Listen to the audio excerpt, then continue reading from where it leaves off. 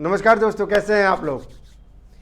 आज एक phone call और राजनीति में हलचल हो गई है। एक फ़ोन कॉल जिसने आईएनडीआई गठबंधन की पोल खोल दी है।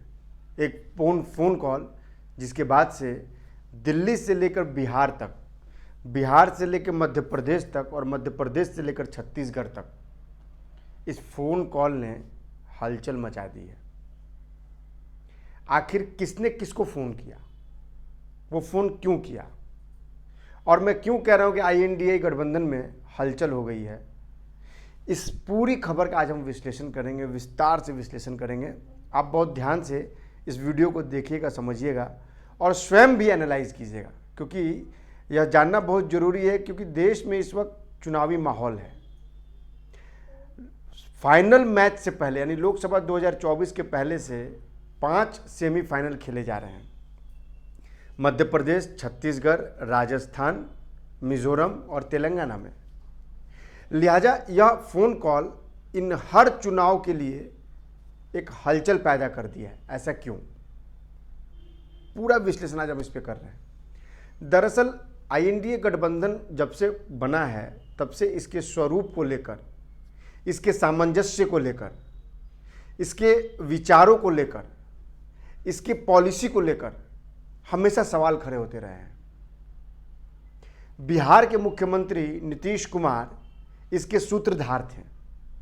उन्होंने 20 से ज़्यादा पार्टियों से बात की और विपरीत, मतलब आप समझिए विपरीत, विरोधी, सब पार्टी एक दूसरे के विरोधी, सब कांग्रेस के साथ मिलना नहीं चाहते थे, सबको एक ट्रैक पे लेके आया उन्होंने और एक रेलगाड़ी की तरह एक रेलगाड़ी बनाई और उसमें कहा कि चलो भाई सब डब्बे को इसमें फिट करते हैं, यह इंजन सामूहिक होगी, ऐसा कहा गया। लेकिन इसके बाद से ये गाड़ी पटरी पे तो चली, लेकिन इसकी रफ्तार पहले धीमी हुई, फिर धीरे धीरे यह स्टेशन पे पहुंचने से पहले ही बीच रास्ते में रुक गई है। कुछ लोग तो यह कह रहे हैं कि यह ट्रेन ही स्थगित हो गई है। मतलब इसका यह कि आईएनडीए गठबंधन जिस जोश से और जिस बीजेपी को उखाड़ फेंकने के लिए, एनडीए को उखाड़ फेंकने के लिए बना था, उसका दम अब निकलते जा रहा है। और ये बात यूं ही नहीं आ रही है, कई घटनाएं ऐसी हुई हैं जिसके बाद यह लोग मानने लगे हैं कि अब आईएनडीए गठबंधन जो है वो एनडीए के सामने फिश हो गया। आप इसकी वजह बड़ी भी है। आप देखिए कि 3 दिसंबर को इन 5 राज्यों के चुनाव के रिजल्ट का ऐलान होगा। इसके बाद से अगले साल मार्च अप्रैल में लोकसभा का चुनाव होगा और अब तक इस गठबंधन का न दिशा तय हुआ, न दशा तय हुई है, न सीट शेयरिंग हुई है और एक दूसरे के खिलाफ बयानबाजी भी शुरू हो गई है। खैर, हम बढ़ते हैं आगे। ये खबर तो अब लगातार देख रहे हैं, लेकिन एक फ़ोन कॉल की हम बात कर रहे थे। आखिर वो फ़ोन कॉल क्या है और उस फ़ोन कॉल की वजह से क्यों सियासी हलचल मच गई है। दरअसल बिहार के मुख्यमंत्री, जो कि पिछले कुछ दिनों से आईएनडीए से खफा चल रहे थे, उन्होंने एक सीपीआईएम के रैली में बिहार में एक अचानक एक बयान दे दिया कि कांग्रेस जो है वो 5 विधानसभा चुनाव में व्यस्त है और उसको विपक्षी गठबंधन की चिंता नहीं है, हड़बड़ी नहीं है, वो बहुत ही निश्चिंत है। इसके बाद से सियासी गलियारे में हलचल मच गई। इस बयान के कई मायने निकाले गए। नीतीश कुमार अगर कोई बात कहते हैं तो इसका एक तो बहुत मृदुल भाषी है नीतीश कुमार, लेकिन उनके बयानों में अर्थ बहुत होता है। और नीतीश कुमार के इस बयान के बाद से कांग्रेस में हलचल मच गई। कांग्रेस के अध्यक्ष मल्लिकार्जुन खड़गे ने तुरंत उनको फ़ोन किया और ये फ़ोन करके उनको बताया कि वाकई विधानसभा चुनाव में गठबंधन जो व्यस्त है, हम जल्दी ही आईएनडीए की मीटिंग फाइनल करेंगे और इस पर मीटिंग करेंगे।